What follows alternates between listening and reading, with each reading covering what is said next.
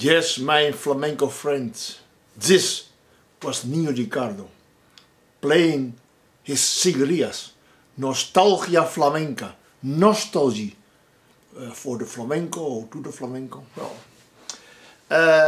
first of all, welcome to the chamber of the flamenco gentlemen, as always. And this record was made by Nino Ricardo.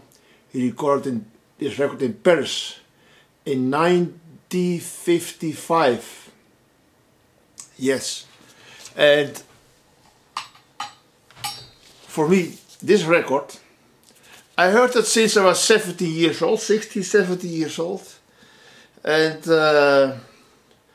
for me it was the sort of ideal to be like like Nino Ricardo, because for me it was one man alone playing. It's all dark, very mystical. One man alone playing, and in some way invoking the music, and in some way. He didn't need more artists for the interpretation of what he wanted to say. Not the whole orchestra. One man alone with the guitar and playing and saying everything. Yes, I never reached this ideal, but for me it was a symbol. So I went to the flamenco, not for the flamenco, in first place for Nino Ricardo, and in some way it is still this way. He recorded it in 55. He was in Paris working with Balderrama, and he made this record. Very good record, very good. So his first long play was in France, not in Spain. And well, you remember we were seeking for the quest for the flamenco. Did we reach our goal? Yes, in some way, because well, we don't know when was flamenco made and where exactly. Well, it was Andalusia, and I think, and not only I think, but many people, Andalusia La Baja, below, with Cadiz, Jerez, Seville, this triangle is there, it begins. And in what year? There was no lock. It were people making music. It was no lock. That's normal for folk music, and we don't know the place exactly, but the breeding place for the flamenco was this part. And let's say in maybe 1820, 1830, 1840. So it doesn't matter. Why was the flamenco made? Where is this impulse coming from to make flamenco? Because you have to go very profoundly in yourself. It's very deep music. Canto hondo means hondo, deep, hondo. And there is maybe a reason, or no, there's no any reason, but flamenco is more than entertainment. This in some way also ritual music, half and half. And as we know, Spain, 3,000 years ago, this is Spain, part of the Mediterranean culture, Cultura Mediterranea, that's the sea, and many cultures came to Spain, invasions, conquering. It was normal in these days. So from the Phoenicians came in, Carthago came in, the Greeks came in, Persia,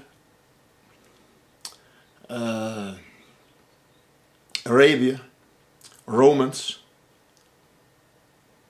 Gypsies came in, Jewish influence, little Celtic influence, and mostly in the south of Spain because it was warm there. Was there already music? Well, always were living people, tribes, there's always music, mostly ritual music. People are always making art, culture, some way. So, but we don't know how it sounds.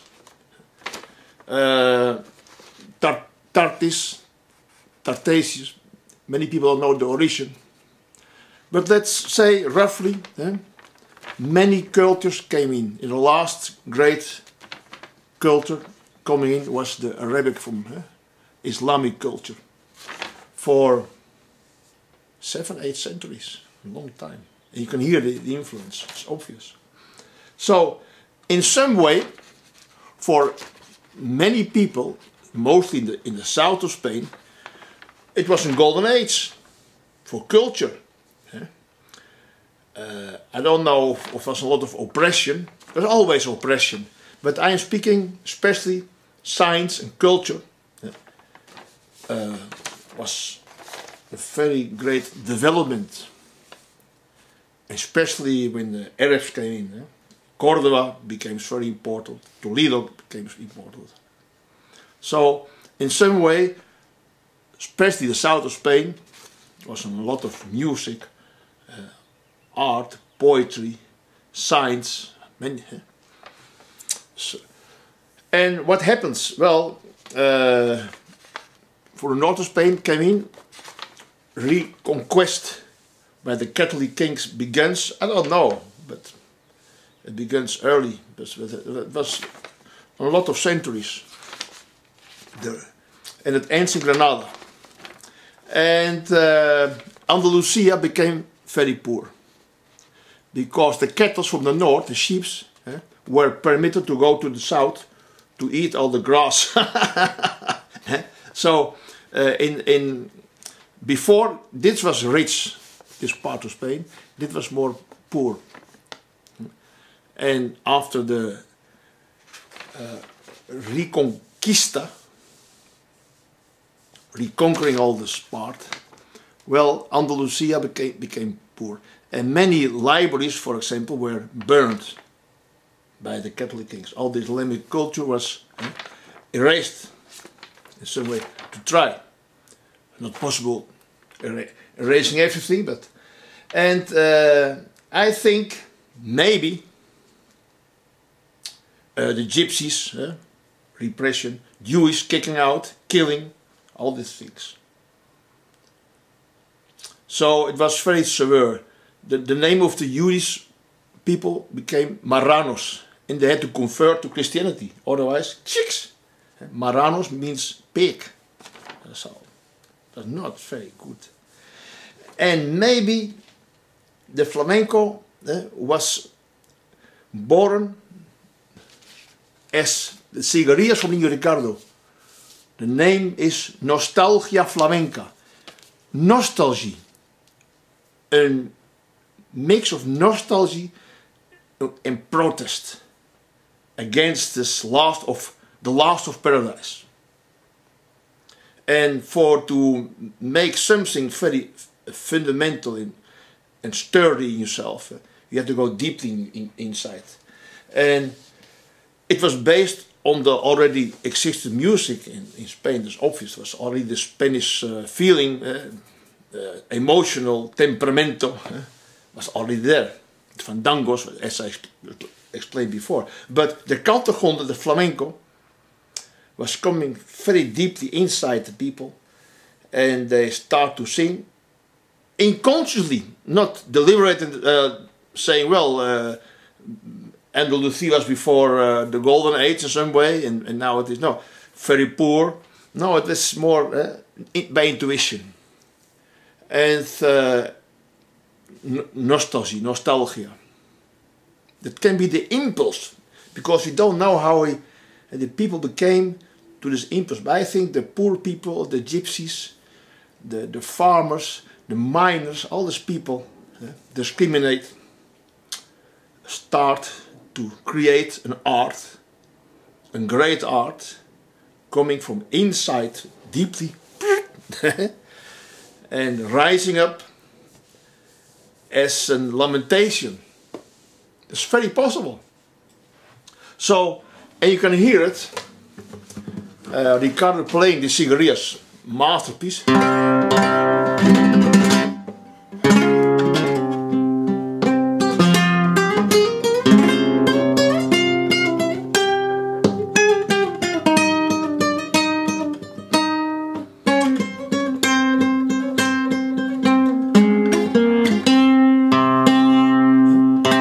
Begging, like begging.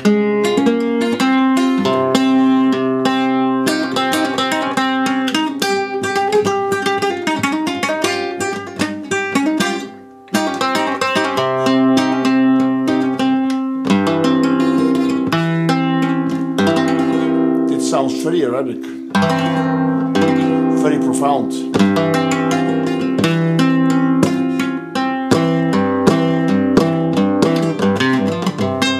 This falsetto is another record, also from the Sigarias. In this, he don't play this chord, but it doesn't matter. The thing is, Nino Ricardo was right. By intuition, he made the Sigarias is one of the basic songs, and maybe the most profound song in the flamenco, coming from the intestines, entrañas, and he created. It's very good. Well, this is what I want to say. Let's go on to our next clip, talking about the essence of the flamenco. My flamenco friends, thank you very much, and I'll see you in an instant.